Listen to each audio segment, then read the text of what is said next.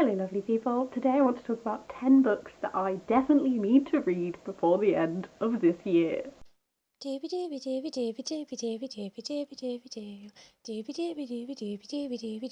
Sophie Vlogs. I've seen a lot of people doing these videos where they talk about which books they need to prioritise reading before the end of the year.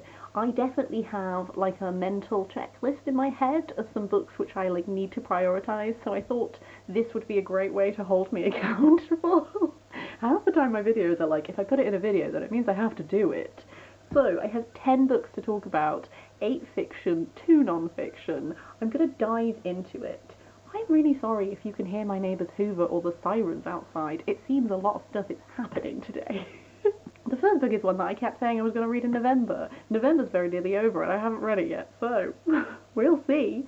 But that's Legendborn by Tracy Deonn. I hauled this very recently, so I have talked about this very recently, and a lot of people have been talking about it because a lot of people have been loving it. I know that it is not necessarily a retelling, but like a reimagining of the King Arthur story. We've got a black girl as the protagonist. I actually don't know a lot more about it than that because all of the hype and loveliness about it has been enough to sell me, and I love Arthurian things. I have a number of books in my to-read pile that are Arthurian based, so I have a sort of drive that if I read Legendborn before the end of December, then going into 2021, I'm going to set myself some of these Arthurian books to read, hoping that this is going to inspire me to go down an Arthurian rabbit hole, because it's a topic that I love, and it's a topic that I keep banging on about how I want to read more of it, but I've definitely taken a small break. So I'm hoping that if I do this in December, I know that Bryony over at Indecisive Readers, who has been a massive cheerleader to this book, has been talking about potentially organising some kind of read-along of this and Susan Cooper's The Darkest Rising sequence, because that was an inspiration in part for this, Tracy Deonn has said. So if such a thing is happening, I'd love to join in, because that is one of the other books that I have to continue my Arthurian trail. So yes, hopefully before the end of the year I will read this and we will kickstart a little Arthurian moment, which would be lovely. After that is Bring Up the Bodies by Hilary Mantel. This is the second book in Hilary Mantel's Wolf Hall trilogy. The third and final book came out this year. I do also have that. My friend has lent me these very kindly. She's a massive Tudor fan, so she keeps me supplied with Tudor books. I read Wolf Hall at the start of this year in March, at the very start of lockdown, and it was wonderful. It was everything I needed to read during that very stressful, transitional phase of, embracing the pandemic as what it is, and reality, and that sort of thing. I think that this is going to be the perfect book to read over Christmas week. So I have a bunch of time off at Christmas, and usually this is time that I earmark for some really immersive reads, because it's a lovely amount of time to settle into things properly. So if nothing else, I would like to read Bring Up the Bodies. I do also have The Mirror and the Light, and potentially, if possible, I would also like to finish that before the end of the year, but I might save it for a New Year read, we'll see. But this is extremely immersive Tudor fiction. It's very, all of the world building, all of the details make you feel very immersed in the time and place. We're following Thomas Cromwell. This is during that transitional phase of Anne Boleyn's coming in, but then also Anne Boleyn's going to go out again, and the rise and fall, if you will, of Cromwell, which has been thoroughly enjoyable. I'm personally really enjoying this perspective and that sort of thing. I have read across my life a variety of Tudor fiction books, and this one I think does a really great job of still making them feel, even though you know what's going to happen, I still feel immersed in the journey, and I still feel like I'm going to end up wanting it to go differently. So it's potentially going to be a bit heartbreaking, but I'm ready to have my heart broken, is what I'm saying. Next up is Blood in the Mist by Hope Mirrlees. A couple of months ago I did a video that was 5-star book predictions. I have read 4 of those 5 books, and this is the 5th one. And I want to do my wrap-up video while I can still remember what I felt about the other books. But for some reason, different reading priorities mean that I keep putting this book off, even though it's one of my 5-star book predictions, because I think it's going to be wonderful. So ideally, I'd like to read this before the end of the year so I can actually film that video. But this is a very classic, older piece of fantasy writing. It seems to be in the more sort of fairy fae realm. There are these 2 rivers, One of them springs from the land of fairy. There's this other one, and the people who live in it, the other one, who are very like practically minded.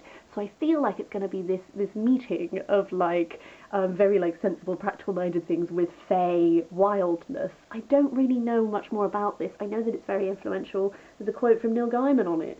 I think it's going to be wonderful. I just need to read the thing. For a very similar reason, another book which I'm like, chop chop Sophie, is The Silver Mage by Katharine Kerr. If you are a person who watches my book chats, you'll know I've been reading through Katharine Kerr's Devilry Cycle. Will I ever shut up about it? Yes, when I finish this book!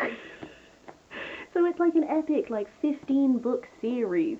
This is the final book. It is the final one I have left to read. It is this epic, interweaving, Celtic-inspired fantasy where people are born in different lives, and these lives weave together like a Celtic knotwork. And this is the final climax conclusion of it all, and I haven't read it yet. I've taken a small couple of months break between reading the 14th book and this book, just because I was getting a little fatigued. However, the whole point was, read them all while you can remember what's happened, so priority before the end of the year. After that is Beloved by Toni Morrison. Toni Morrison is one of those authors who I have been meaning to read for such a long time. I own her book, I need to do it. Specifically, what prompted this one is National Book Tokens do this thing every year where it's like a scene, and there are lots of clues that are visual clues that are book titles.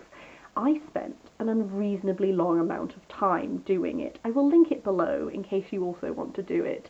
But spoiler alert, one of them is Beloved. And I did all this back and forth with my friend who'd already done it and therefore was smug because she knew the answers, guessing all of these things, and Beloved was one of them, and she said that it was one of her favourite books, and it was absolutely wonderful, and it was a little reminder to self that it's been sat on my stacks, not for too long, but for about a year. I know that this is set during the time when slavery was coming to its end, but it's following this woman who, I think it's like the spectre of her dead child, has come back to haunt her. I'm expecting it to be quite an emotional but powerful read, and again, I think potentially this time period at the end of the year where I have some time off might be the right time to read this, because it's a time when I can really like dedicate my full attention to it rather than reading it in snatches like at random moments and that sort of thing. Next up is some science fiction, because I realised the other day that it's been so long since I've read any science fiction. I think the last sci-fi book I read was June. So this is A Spark of White Fire by Sangu Mandana. This was one that I got after my birthday, and I was so excited and thrilled for it. So it's inspired by the Mahabharata, and it's described as a lush, sweeping space opera about family curses and the endless battle between jealousy and love. It's the first book in a series. I think it sounds like everything I want from sci-fi. I love these like sweeping sci-fi stories that explore like really human emotions but in like sci-fi settings and stuff like that. I'm so intrigued. I love books that are riffing off of mythology, and this has all of the ingredients to be a new science fiction fave, and I would like to make sure I prioritise it before the end of the year, if nothing else because it's been so long since I have read a sci-fi book and I really need to do that. The next two books you'll already be familiar with if you watched my latest haul. There's a reason I bought them, there's a reason I want to prioritise them. The first one is Piranesi by Susanna Clarke. I won't bang on about this much more because I feel like I keep talking about it, but it's extremely exciting to me. Piranesi lives in this weird house. He just sees the other every now and then. It's like this sprawling weird house inspired by the architectural drawings of real-life artist Piranesi. This is one of those books which I've been told to go into without knowing too much about. It's not even very long. I'm sure I will whiz through it and hopefully love every moment of it, but that does involve actually picking it up and reading it. Similarly, another book that I've been absolutely thrilled and excited for is The Henna Wars by Adiba Jaigirdar. This tells the story of Nishat, who develops a crush on her friend, and then they go head to head in this school competition that's about like running your own business, and they both go head to head doing henna, and it's sort of like a rivalry, who's better at henna, but also like a little bit of a crush going on and that sort of thing. I think it sounds absolutely wonderful. I've heard nothing but praise for this book, and again, need to read it though, don't I? Need to pick it up and read it. The final two books are non-fiction. starting with Fabulosa, Story of Polari, Britain's Secret Game Language by Paul Baker. So Polari is, as it says on the tin, Britain's secret gay language. But it's essentially this language that built up during the time when homosexuality was illegal. Obviously, people had to develop more, like, subtle ways of identifying each other, etc. So it's this language that built up that really, like, facilitated those sorts of connections. I think it's going to be really interesting to understand both, like, linguistically the roots of this language and how it developed, but then also, like, socially how it developed. Like, when was it used? When did it fade away? There are words that are still used in contemporary slang and stuff which have their roots in Polari. I only know a couple of them, so I'm intrigued to learn more, but it kind of describes on the back how it looks at its linguistic nuts and bolts and the ways and environments in which it was spoken. He traces the reasons for its decline and tells of its unlikely re-emergence in the 21st century. From sailors to drag queens, round the horns, Julian and Sandy to the Sisters of Perpetual Indulgence, Fabulosa offers a fascinating and tender account of this funny, filthy and ingenious language. I particularly love LGBT non-fiction. I love understanding our history better in all of its myriad of ways and focuses. And so I have been craving reading this.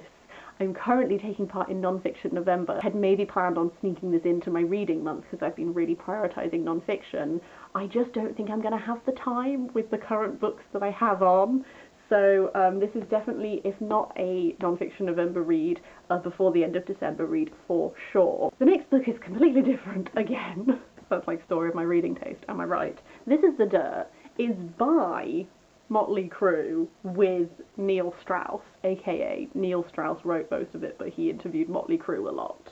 My dad has lent me a humongous stack of books just before Lockdown 2.0 happened. I mean, to be fair, like, I've not actually been doing anything. Lockdown 2.0 has not changed my life drastically, but very kindly, my dad dropped off a stack of books. He was like, thinking of you, here's some cider and books to get you through, which was very sweet. Amongst those are a number of rock biographies. I read Halford's Confess, which I will either have already posted my thoughts on my non-fiction November roundup, or I will be posting my thoughts on in my non-fiction November roundup. But this is another one of those. What he described this to me as, he said that I will detest every single member of Motley Crue because they are terrible human beings. However, he said it shines a very interesting light on this particular moment in rock history and a number of figures who are very prominent and stuff like that. So he said it's a very well written book. It's just, it does not make anyone in Motley Crue look good because they are not good people. And I was like, okay, sounds great. There is also a Netflix film on it, which I will watch after I've read this, but essentially, of all the stack of books he lent me, Confess was my number one, this is my number two priority, and then I have a whole bunch of, rebus books and stuff like this to get through when I have time. But this is the one I wanted to prioritise so I can have some chats with him about it. It should be wild, but also, like, not necessarily always, like, good. I don't know. But yes, those are 10 books that I want to prioritise reading before the end of the year. If you have read any of these, I would really love to hear your thoughts on them. If you have any books that you have earmarked as prioritising before the end of the year, I would also really like to know those, and also, like, your reasoning why. I find that very interesting. Like, a number of these is just, I've been meaning to read them for ages and I need to do it. But others are like, I actually have to, for proper reasons, like, I need to do a video. But yes, that's everything I wanted to talk about this week. As per usual, I hope you're having the loveliest of days, and I will see you next time for something different.